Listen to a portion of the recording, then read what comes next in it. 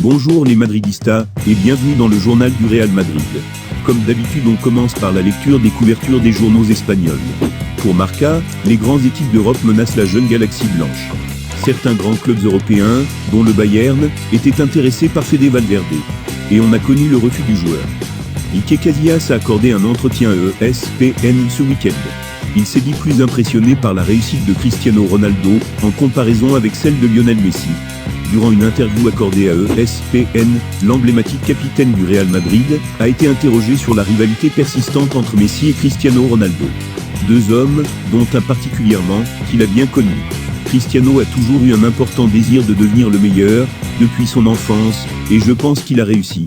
S'il faut le comparer à Messi, je dirais que ce que Cristiano a accompli est plus impressionnant, parce que nous savons tous le talent qu'a Messi, mais Cristiano était déterminé, et il a travaillé dur, pour être le meilleur. Je me sens chanceux d'avoir pu jouer à la même époque que ces deux phénomènes.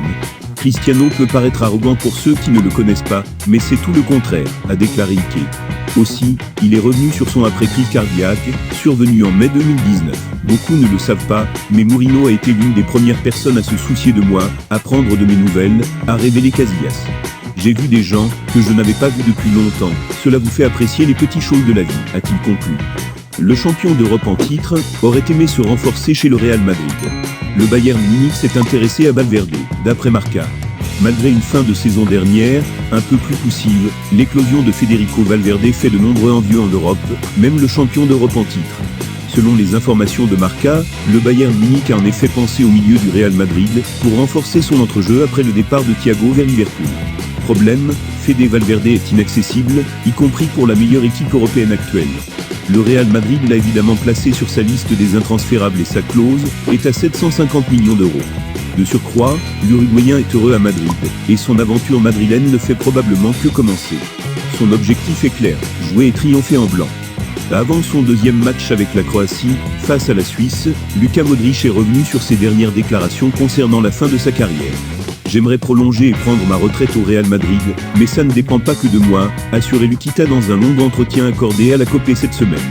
Le contrat du Croate arrivera à son terme le 30 juin prochain, et son bon début de saison ouvre la possibilité à une nouvelle prolongation de contrat. Lui, en tout cas, l'espère. Il l'a répété aujourd'hui en conférence de presse, il ne veut pas se fixer de limite malgré ses 35 ans. Je ne veux pas me fixer de limite, ni de date. J'y vais match après match, et on verra comment je me sens, tant physiquement que mentalement. Tant que je me sens bien, je veux continuer à jouer pour la sélection nationale, a déclaré le Croate. Et même discours en ce qui concerne le Real Madrid. C'est pareil qu'avec la sélection. C'est clair que j'aimerais rester au Real.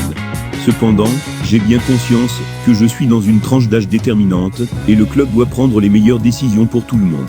Tant que je me sens comme important au Real, j'aimerais y rester, a conclu Modric, qui a précisé que ce sujet n'était toutefois pas encore à l'ordre du jour. Au début de cette saison, il y a un vainqueur incontestable, Vinicius Junior, non seulement le meilleur buteur de l'équipe, mais il brille également dans presque tous les aspects du jeu offensif.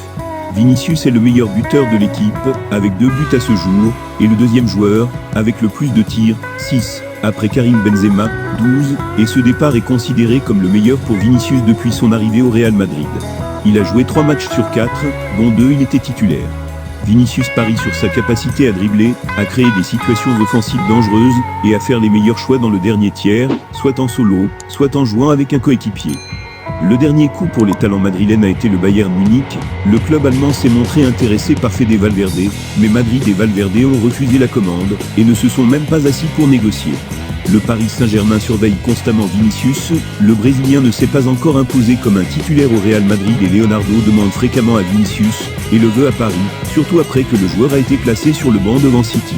Manchester United a tenté d'obtenir Odegaard, mais leur tentative a échoué, après que le Real Madrid lui ait promis une place clé dans le projet de Zidane.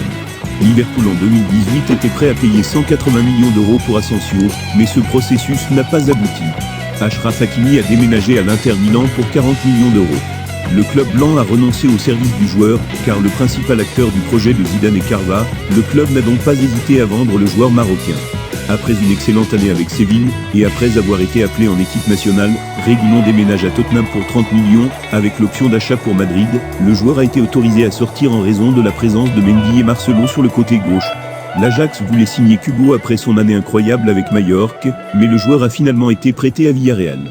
Théo Hernandez a déménagé à Milan en 2019 pour 20 millions d'euros. Il n'a pas réussi avec le Real Madrid et a été prêté à la Real Sociedad, mais il a finalement rejoint le club italien.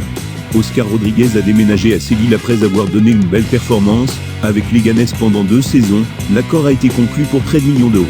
Ceballos est retourné à Arsenal pour une autre année en prêt, Reinier a déménagé à Dortmund pour 2 saisons en prêt, et Brahim Diaz a également été transféré à Milan en prêt, les jeunes talents de Madrid dans toutes les régions d'Europe.